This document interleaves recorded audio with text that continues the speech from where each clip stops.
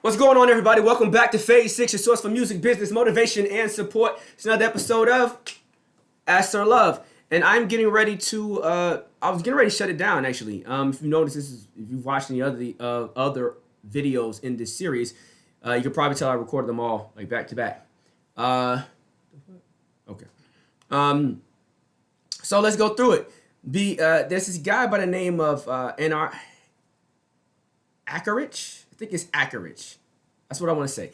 Ackerich speaks, and I noticed that Ackerich had been commenting on a lot of videos. Thank you very much, Ackerich. I know this was 2 years ago. I'm not sure if you're still watching the show, but I appreciate the feedback that you were even giving to other people. So as I go through this, I'm going to speak to this. You asked, did you say you were a manager that didn't want to act as a booking agent, but did?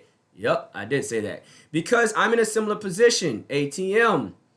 Got someone that wants me to get them shows too, right? I don't know if you're saying by ATM. I'm not at the moment. Okay, at the moment, I thought you meant ATM because that artist is making you spend a lot of cash, treating you like an ATM, which is also part of being a manager, right? Deciding whether to take them on, but they want to be a working singer, not an artist. Now, it's way too late for me to give you this insight and feedback. It's been 2 years. You already made your decision by now. But for anyone else who's in the same situation, let's talk about it. If your vision does not align with the artist's vision, don't do it. It's that simple. If your vision does not align with the artist's vision, don't do it. Because what ends up happening is you get hurt at the end. I'm not sure if this is going to drop or before the last video I did or vice versa, but the last video or the next video, whatever, however it drops, I talked about why I'm not, currently managing anyone, right? And this is what puts you in that direction is when your visions aren't aligned, you are setting yourself up for heartbreak at some point in time. It may not happen day one, it may not happen month one, it may not happen year one, it may not happen year three, but it will happen at some point. One of you won't be able to fake the funk anymore. So if the artist just wants to be an artist that makes music and performs and gets paid and makes, $20,000 extra dollars a year, doing gigs because what they love to do and they have a regular job, then let them do that.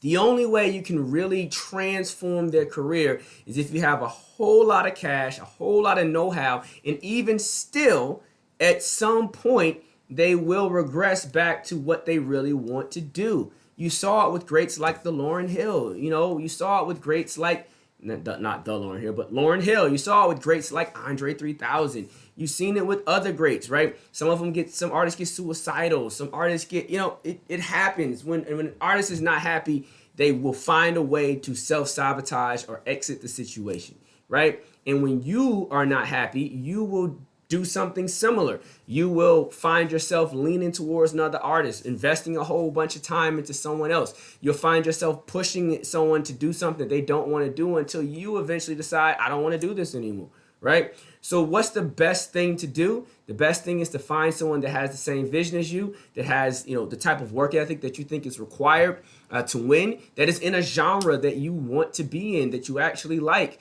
that is in a place, a location, a city, a state that's conducive to you working with them, right? That has the type of resources or know how to get resources that you feel you need to match the resources that you have, right? These are all the things that you think about. I haven't even mentioned talent yet, right?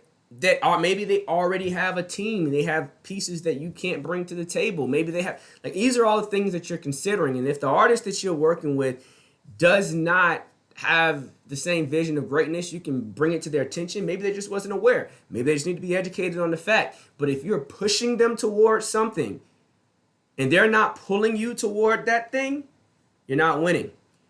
A rule of thumb. An artist should never want it less than you do. You should never want the artist to be successful more than them. Now, there may be periods of time where the artist may doubt themselves, right? They may be unsure. They may need to be reminded, right? Who they are, what you're going to accomplish together, what you've already accomplished, etc., right? Their potential, blah, blah, blah. But if out the gate, you are always the one pulling the cart, then it's not going to necessarily end with them being the greatest of all time, because that's not their desire, right? But that could also be me. I want to work with someone that wants to be the greatest of all time, right? So I put that type of pressure on the client, right? If you're not trying to be great, why do it, right? If you don't want to be the best, why do it? Like, that's my feeling. Every manager doesn't feel that way. Some managers are like, let's get this money. Let's get this money. I don't care what the records sound like. I don't care if I can't understand what the fuck you're saying on the record. As long as we get this money, like, if that's your energy, get that money. You don't get that money, man. You know, it just depends on what you want and what your goal is and what you're trying to accomplish. But just make sure that y'all are aligned and have the same vision, right? It's important. It's important when you're getting ready to build a long-term relationship with someone else, right? Deciding to be with an artist is adoption. When you're going to work with an artist, you're adopting a child. Artists are childlike. Yes, I said it to all you artists that are watching. It's okay because they're creative. And to be creative, to have maximum creativity, there's a level of irresponsibility that has to come with that, because you have to dive deep into these different emotional spaces that the average person can't, because they got bills and kids and lives and, you know, families to take care of, and people who don't eat unless they move. They don't have the luxury to risk it all, right, for a dream. And because of that deep investment and passion, and I'll grind, I'll sleep on the floor, I'll sleep in the car, I'll lose my job, I'll go broke to win, all that bullshit rhetoric that we hear.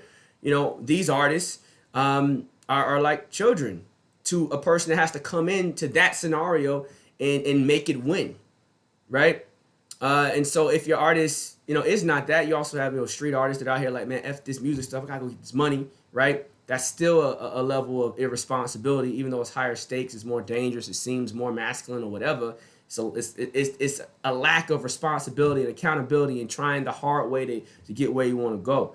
And as a manager, you have to come in and be the person that facilitates maturity in the situation and then drive someone towards success. Diddy had to say, Big, get off the block. You know, Dame had to say, Jigga, get off the block. You know what I'm saying? Like, there's a responsibility there.